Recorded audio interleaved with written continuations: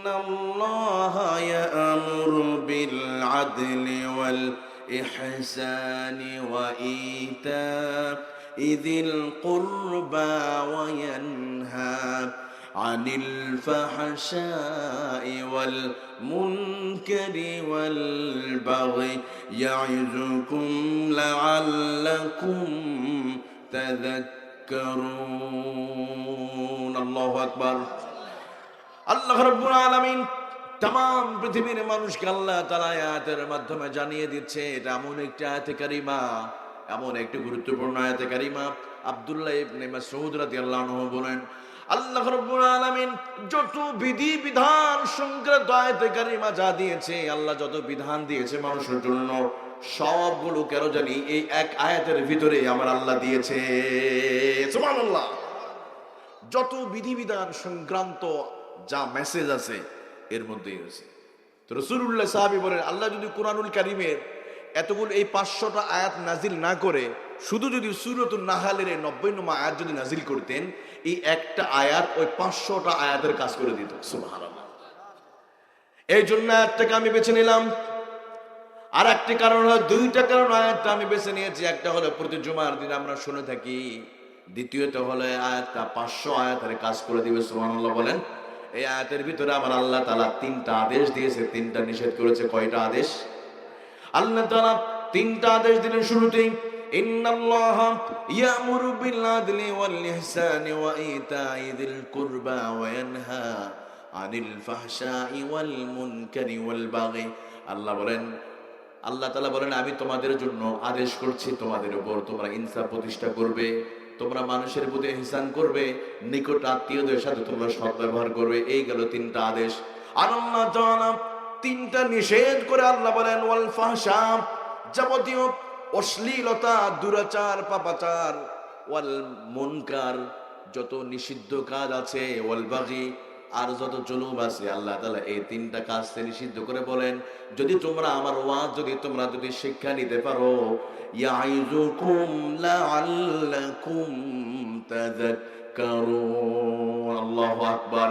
আল্লাহ বলে, যদি এই 6টা আদেশ যদি মানতে পারো, আদেশ নিষেধ, তাহলে গোটা পৃথিবীটা জান্নাতের বাগান বানিয়ে দিবে কে? আমার বাবাজিরা, এই আয়াতের চমৎকার একটা শানে নজুল আছে।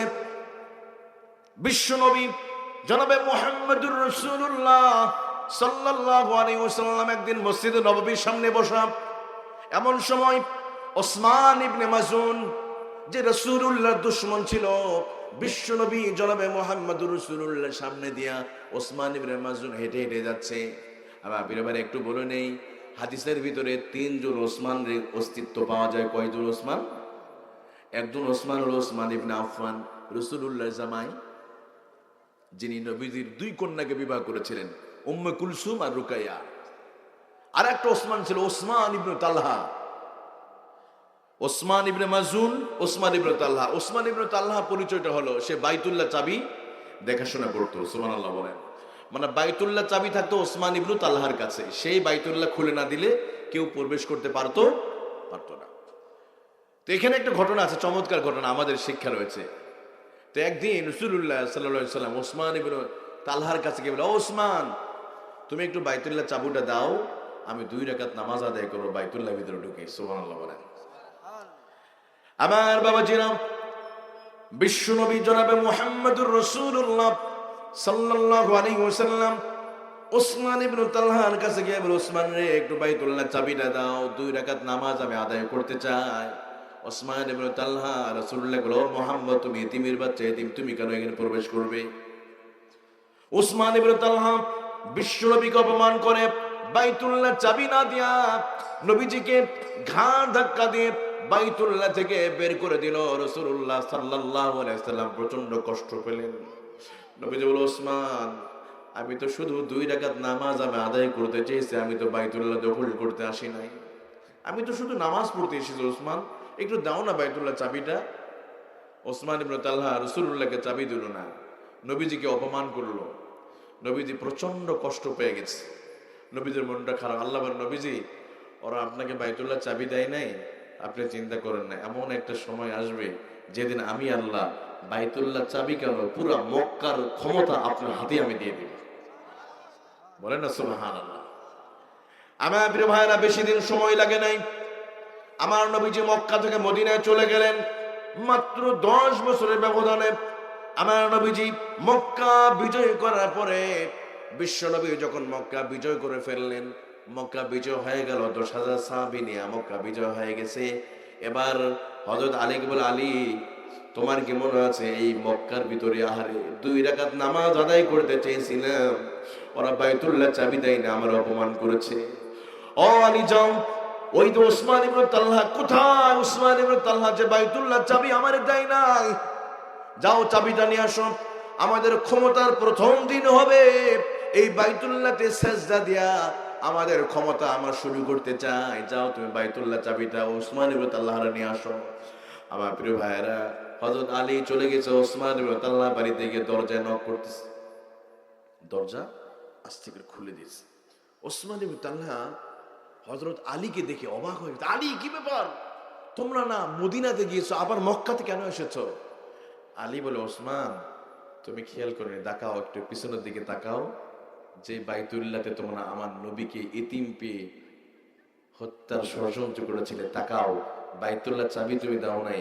আজকে আমার নবীর 10,000 মর্দে মুজাহিদ নিয়ে ইতিমধ্যে মক্কা বিজয় করে ফেলছে। বলেন না সুবহানাল্লাহ। এবার ওসমান তাআলা বলছে, আলী ওসমান চলো, রাসূলুল্লাহ তোমারে ডাকে, চাবিটা নিয়ে চলো।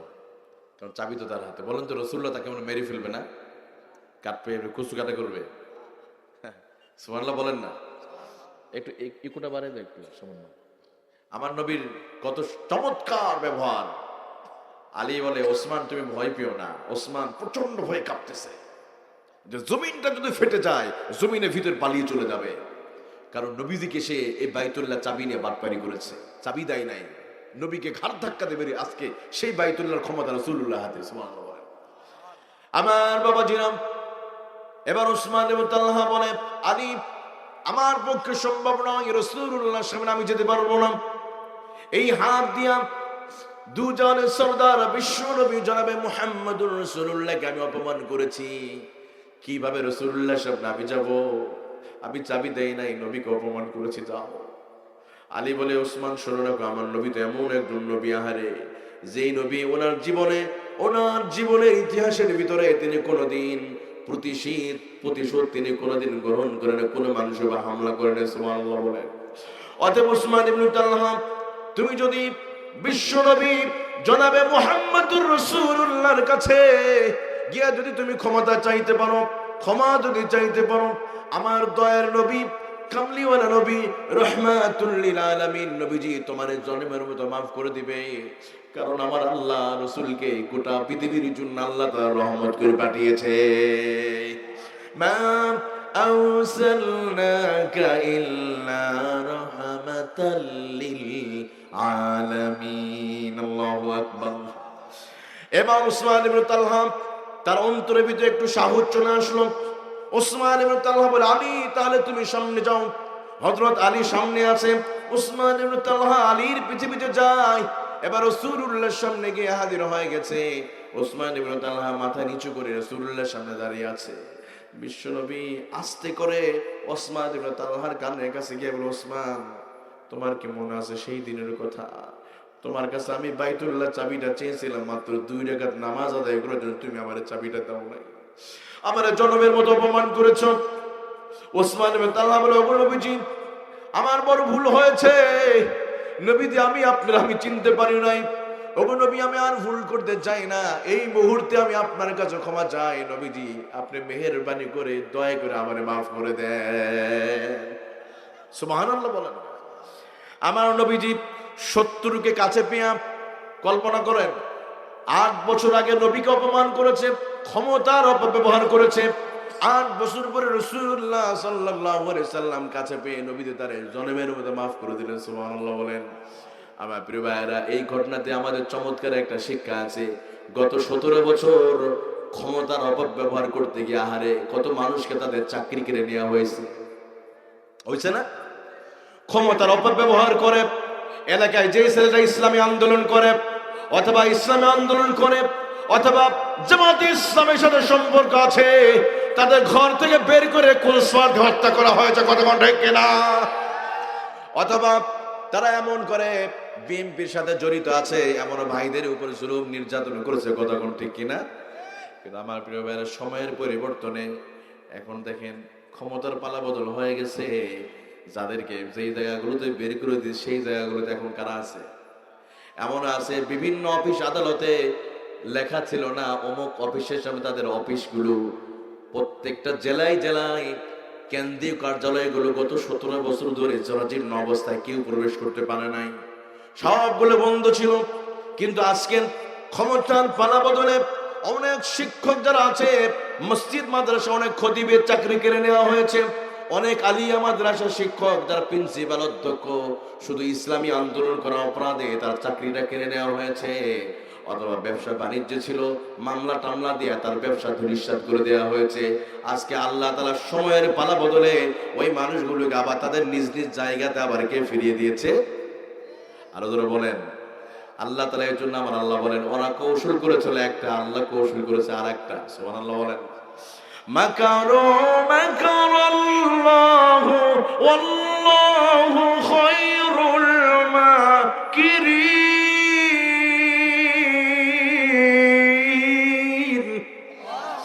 আল্লাহ রাব্বুল আলামিন বলে ওরা কৌশল করেছিল একটা, আল্লাহ বলে আমি কৌশল করেছি আর একটা।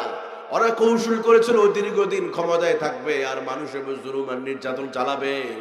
আল্লাহ বলে না না, যে মানুষরা সুযোগ পেলে আবার তাদের কান ধরে নামাবে, যখন তাদের জুলুমের সীমা অতিক্রম করে ফেলেছে, তখন আবার প্রথমে শুধু আমরা পদত্যাগ চাইছিলাম।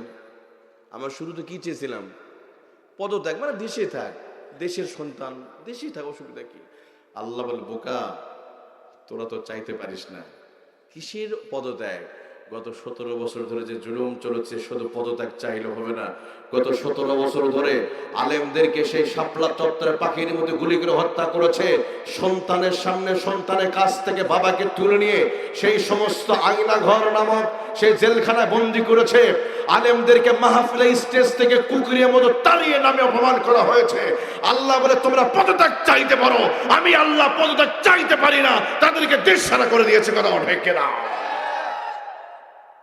কিসের পদত্যাগ? এই যে মাহফিল, আচ্ছা আজকের মাহফিলে কোনো অনুমতি লাগছে নাকি? কি অবস্থা, অনুমতি লাগছে?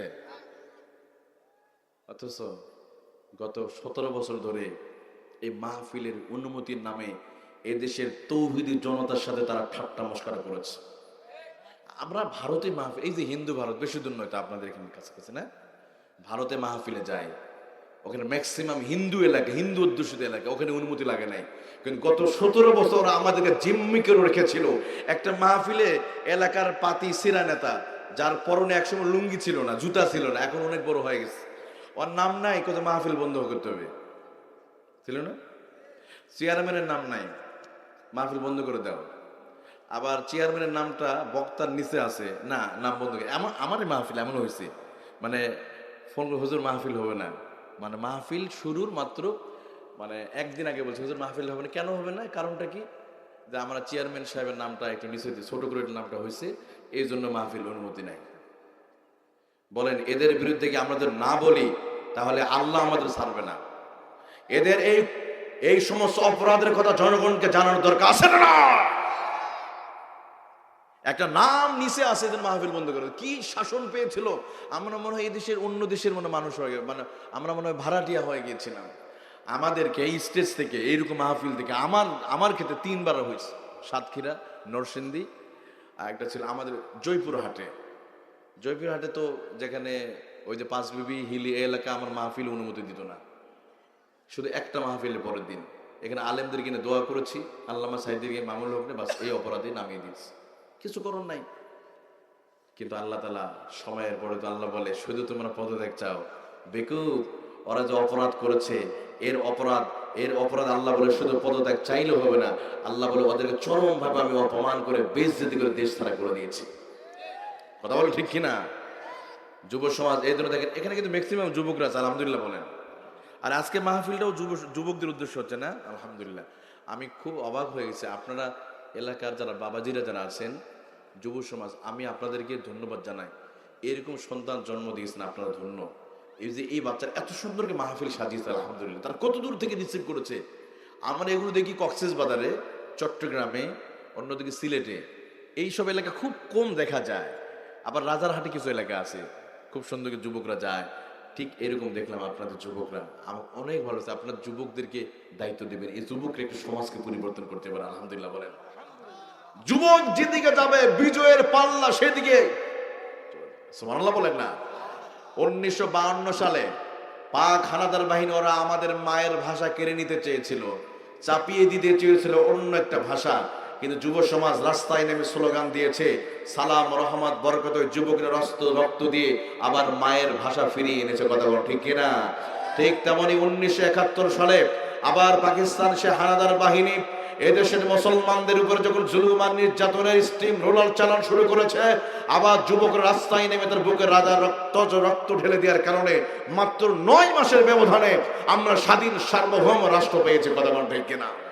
আবার যখন গত 17 বছর ধরে এদেশের মানুষের মুখের ভাষা যখন কেড়ে নিতে চেয়েছিল, একটা মানুষ ফেসবুকে কথা লিখতে ভয় পেত, রাস্তায় চলতে ভয় পেত, এমন একটা অবস্থা যখন শুরু হলো, যুবকরা রাস্তায় নেমে, স্কুল কলেজ বিশ্ববিদ্যালয় মাদ্রাসার ছাত্ররা রাস্তায় নেমে আল্লাহু আকবার স্লোগান দিয়েছে। আল্লাহ তাআলা ওই জালেমদেরকে বাংলার জমিন থেকে তো তাড়িয়েছে। দুপুরের খাবার রান্না হয়েছিল, সেই খাবারটা খেতে পারে 40 মিনিটের ভিতরে আল্লাহ তাদেরকে দেশ ছাড়া করেছে। কথা ঠিক কিনা? অতএব আমার প্রিয় ভাইরা, অদূর ভবিষ্যতে আবার বাংলাদেশকে নিয়ে চক্রান্ত করা হয়, আবার ভারত যদি চক্রান্ত করে, যেভাবে 24 আমরা আন্দোলন করেছি, অদূর ভবিষ্যতে এই দেশকে নিয়ে যদি চক্রান্ত করে, আবার দেশ রক্ষার জন্য বুকের তাজা রক্ত ঢেলে দিতে রাজি আছে কে কে? 2 হাত উঁচু করে আল্লাহকে আমরা দেখাই।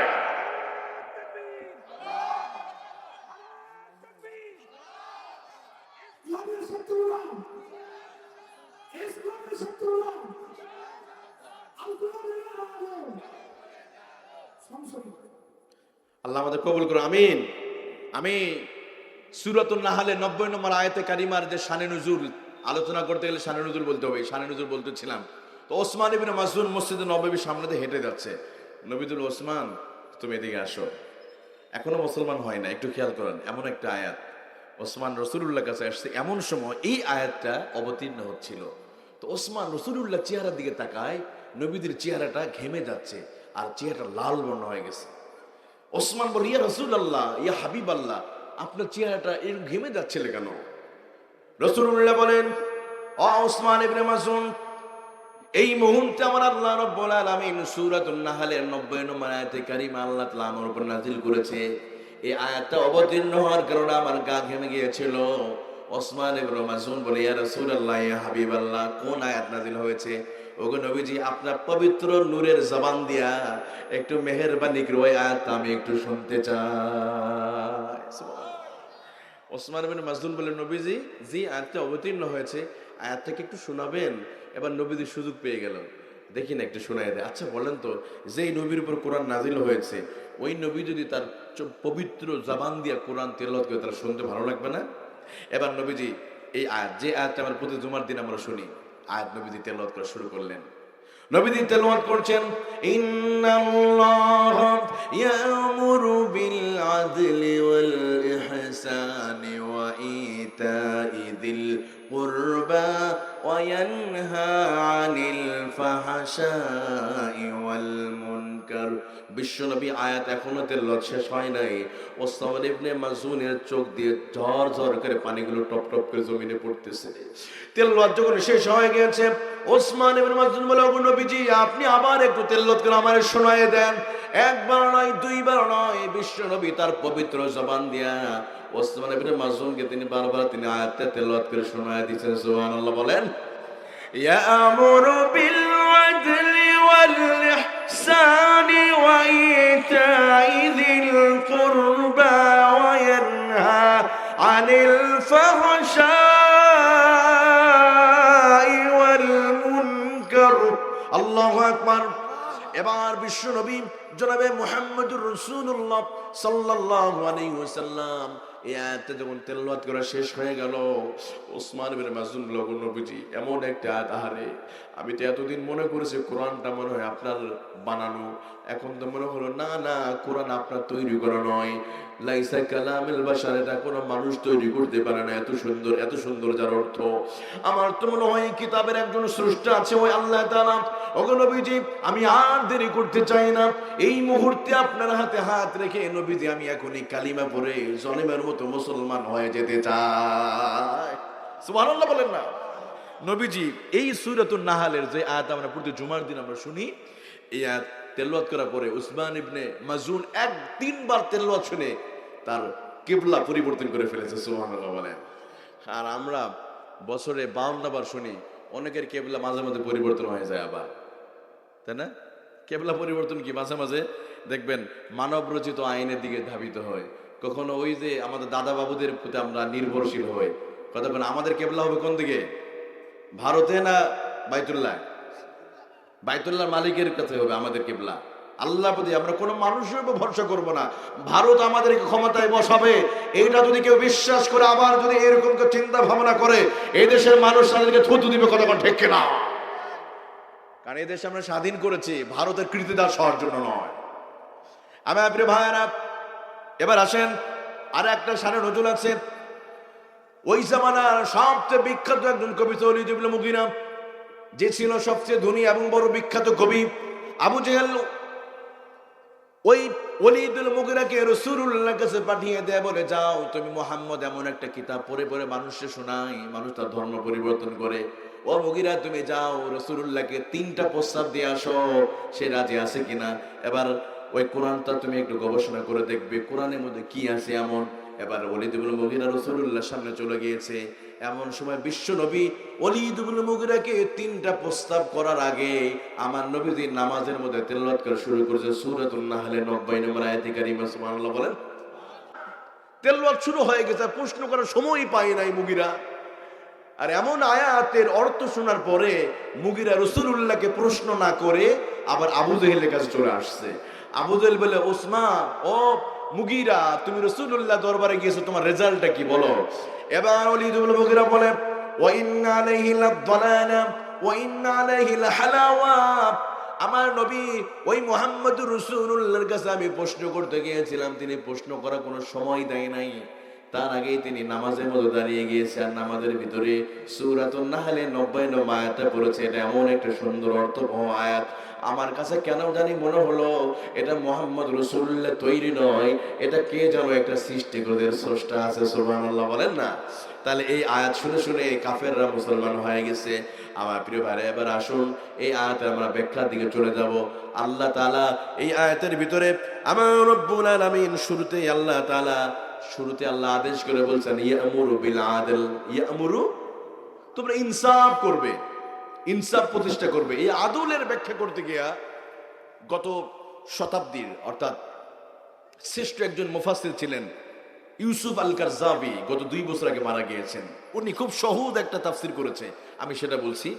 অর্থাৎ এই আদল শব্দের মোট 17টা অর্থ এসেছে, এতগুলো বলতে গেলে সময় পাওয়া যাবে না। উনি এমন একটা সুন্দর একটা অর্থ বের করেছে যে 17টা অর্থ উনি যেটা করছে এর মধ্যে চলে আসছে।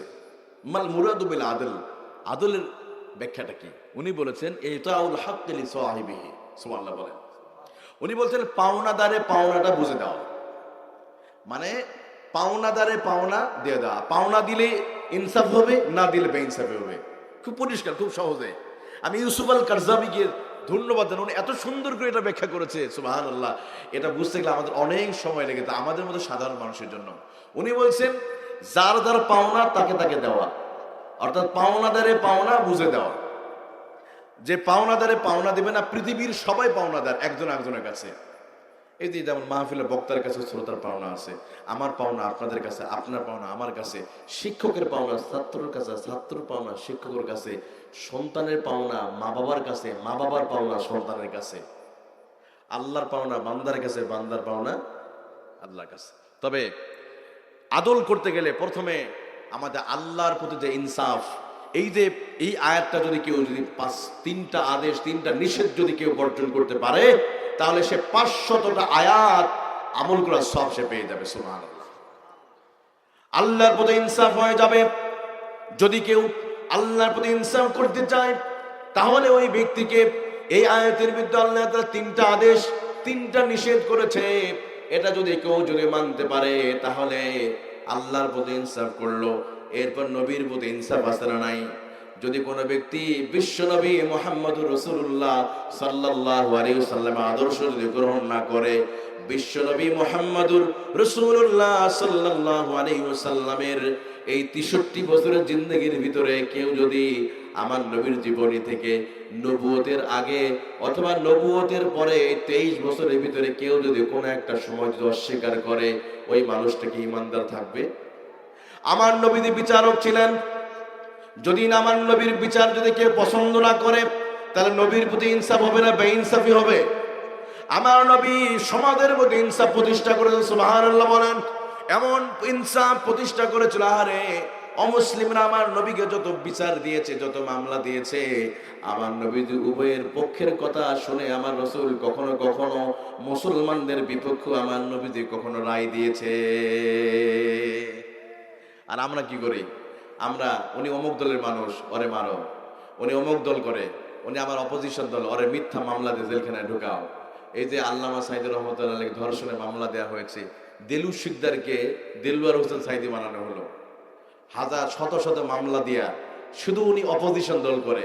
ওনার টার্গেট হলো ইসলাম প্রতিষ্ঠা করার সংগ্রাম ছিল সাঈদীর। এই জন্য জেলখানার ভিতর ঢুকাও আর মামলা দাও। এই যে বিচারকরা দিয়েছে, দেখেন একজন বিচারকের ভয়ঙ্কর পরিণতি তো কিছুদিন আগে আমরা নিজের চোখে দেখছি না? আমি ওই কানাইঘাটে সেদিন মাহফিল করেছি সিলেটে। বিচারপতি মানিকরা চিনেন আপনারা? এই কালামানিক, এই কুলাঙ্গার বলেছিল আমি প্রাউড ফিল করি সাঈদীকে আমি ফাঁসির রায় দিয়েছিলাম। নাউজুবিল্লাহ। এই কালামানিক সে পালানোর সময় সিলেটের কানাইঘাট এলাকা, ওই কাছের এলাকায় মাহফিল ছিল। ওই জায়গাটা যুবকরা বলে ওরা দেখতে, এখন অনেকে দেখতে যায় কোন জায়গায় ওই কালামানিক বেদ যেতে হয়েছে। ওখানে যার এত সম্পদ, এত টাকা পয়সা, গাড়ি বাড়ি, পালানোর সময় আহারে তার পরনে শুধু একটা সিরা, একটা প্যান্ট ছিল, কলা পাতার উপরে মশা ময়লা আবর্জনার উপরে ঘুমিয়ে আছে। অথচ এই মানুষটা কিছুদিন আগে আলেমকে বেইজ্জতি করছে। কি করেছে? আলেমদের সাথে যারা বেইজ্জতি করে, এরকম আল্লাহর ওলিদের সাথে যারা ঠাট্টা মশকরা করে, আল্লাহ দুনিয়াতে তাদের উপযুক্ত শিক্ষা দিয়ে দেয়। কথা বলো ঠিক কিনা? এই কুলাঙ্গার আলেমদেরকে নিয়ে তো বাজে কথা বলে টক শোতে বসে বসে, আর কোন ব্যক্তি এভাবে কথা বলার সাহস পায় নাই। অথচ তার চেহারার দিকে তাকালে এখন দেখবেন কি ভয়ঙ্কর পরিণত হয়ে গেছে। এখন মানুষ ওরা দেখলে ঘৃণা করে। আমার তো মনে হয় সে জেলখানার ভিতরে আছে, অনেক নিরাপদে আছে। রাস্তাঘাটে মানুষ দেখলে ওরা থুতু নিক্ষেপ করবে, কারণ সে আলেমদেরকে অনেক কষ্ট দিয়েছে, আলেমদেরকে গালি দিয়েছে যুগে যুগে। আলেমদেরকে যারা যুগে যুগে আলেমদের যারা কষ্ট দিয়েছে, আল্লাহ তাদেরকে পৃথিবীতে নেস্তানাবুদ করে দিয়েছে। আমার নবীর বিচার যদি কেউ না মানে, বলেন তো চোর চুরি করলে হাত কাটতে হবে, বিধানটা কার? আল্লাহ না? আল্লাহ বিধান। এখন যদি কেউ বলে আমি এই আধুনিক যুগে কোরআনের সাথে আমাদের রাজনীতির সম্পর্ক নাই, এটা যদি কোনো রাজনীতিবিদ বলে, তার ঈমান থাকবে? এখন ইদানিং বলা হচ্ছে অনেকেই, মানে কোরআনটাকে রাজনীতি থেকে আলাদা করতে চায়। নাউজুবিল্লাহ বলেন। আচ্ছা বলেন তো, ইসলামে আজকে অনেকে টয়লেট করেছেন না বাথরুমে? আবার কিছুক্ষণ পর যাবেন, টয়লেটে যাওয়ার বিধান ইসলাম দিয়েছে। সুবহানাল্লাহ বলেন। টয়লেটে যাওয়ার সময় বাম পা দিয়ে প্রবেশ করতে হয়, বের হওয়ার সময় ডান পা। আর বাম পা দিয়ে প্রবেশ করে তখন কি দোয়া পড়বে? ইন্নী আউযু বিকা মিনাল খুবসি ওয়াল খাবাইস। ইসলাম যদি টয়লেটে প্রবেশ করার দোয়া যদি শিখাতে পারে, টয়লেটে যাওয়ার নীতিমালা যদি ইসলামে থাকতে পারে, আর রাষ্ট্র পরিচালনা করার নীতিমালা মনে হয় ইসলামে নাই। এটা লেনিন, কালমাস, আব্রাহাম লিঙ্কন এদের কাছে আমাদের ধার করতে হবে, তাই না? ইসলাম এত ঠুনকু একটা ধর্ম হয়ে গেল যে অন্যের কাছে হায়ার করতে হবে। তাহলে যদি কোনো মুসলমান যদি বলে ইসলাম রাজনীতি আর কোরআন আলাদা জিনিস, আমরা তাদেরকে বলতে চাই তোমার নতুন করে আবার ঈমান নবায়ন করতে হবে। কথা বলেন ঠিক কিনা? কারণ এই কোরআনের ভিতরে আমরা আল্লাহ তাআলা সুন্দরকে বলেছে। আল্লাহ রাব্বুল আলামিন বলেন, আল্লাযীনা ইম্মাক্কান্নাহুম ফিল আরদি ইয়াকামুস সালাতা ওয়া আতাউয যাকাতা ওয়া আমারু বিল মা'রুফি ওয়া নাহাউ আনিল মুনকার। আল্লাহু আকবার। আল্লাহ তাআলা বলেন, মুমিনদেরকে যখন আমি আল্লাহ ক্ষমতায় বসায় দেই, তারা সংসদে গিয়া প্রথমে বিল আনবে, নামাজের বিল। সুবহানাল্লাহ বলেন। কিসের বিল আনবে? নামাজের বিল। আবার অন্য আয়াতে আল্লাহ বলছেন ওয়ামান লাম ইয়াহকুম বিমা আনজালাল্লাহু ফাউলাইকা হুমুল কাফিরুন। যারা কোরআন থেকে বিচার ফয়সালা করে না, আল্লাহ বলেন তারা কাফের। তারা কি? এটা জোরে বলে, তারা কি? এটা হাত উঁচু করে বলে, তারা কি? যারা কোরআনে বিচার মানে না তারা কাফের। আল্লাহ বলছেন ওয়ামান লাম ইয়াহকুম বিমা আনজালাল্লাহু ফাউলাইকা হুমুজ জালিমুন। আল্লাহ বলেন যারা কোরআনে বিচার মানে না তারা জালেম, তারা ফাসিক। এর জন্য কোরআনে টয়লেটের নীতিমালাও আছে, রাষ্ট্র পরিচালনার নীতিমালা আছে। এর জন্য তারা কোরআন থেকে, রাজনীতিকে থেকে কোরআন থেকে দূরে সরাতে পারলেই, কারণ দুর্নীতি করা যায়, চুরি করা যায়, ধর্ষণ করা যায়। এই জন্য আল্লামা সাঈদী তিনি একটা কথা বলতেন, ধর্ম নিষিদ্ধ করতে পারলেই বড় বড় কি খাওয়া যায়। এই তো বুঝে গেছি, ধর্ম নিষিদ্ধ করতে পারলেই ওই জিনিসগুলো খাওয়া যায়। কারণ ধর্ম নিষিদ্ধ করতে, কোরআন আলাদা করতে পারলেই চুরি বন্ধ হবে না, চুরি করা যাবে, পাচার করা যাবে। কারণ কোরআন তো বলছে কেউ চুরি করলে হাত কাটতে হবে, কার বিধান? এই জন্য সৌদি আরবে যান, এখনো কোটি কোটি টাকা দামে দোকানগুলো খোলা দেয়, কেউ চুরি করে না। আর বাংলাদেশে মসজিদের ভিতরে 10 টাকা দামে জুতাও থাকে না। ওখানে কোটি টাকা দামে জিনিস থাকে আর বাংলাদেশে থাকে না। কারণ হলো কি, ওরা বিচার করে কোরআনে আইন দিয়ে। এই জন্য আমার প্রিয় ভাইয়েরা, আমার দেশের দুর্নীতি বন্ধ করতে হলে কোন আইন মানতে হবে আমাদেরকে? কোরআনে আইন। আসুন আমরা এই আয়াতের ভিতরে প্রথমে আল্লাহ বলেন আল্লাহর প্রতি ইনসাফ আমাদের করতে হবে। কি? আল্লাহর বিধান মানার মধ্য দিয়ে, রাসূলুল্লাহর প্রতি ইনসাফ, রাসূলের আদর্শ মানার মধ্য দিয়ে।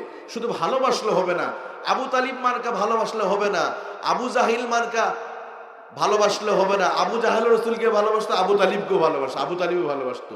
তবে আবু বকরের ভালোবাসা, আবু তালিবের ভালোবাসা কি এক ছিল? নবীকে শুধু ভালোবাসলেই হবে না, ব্যক্তি সমাজ জীবনে রাসূলকে মানতে হবে।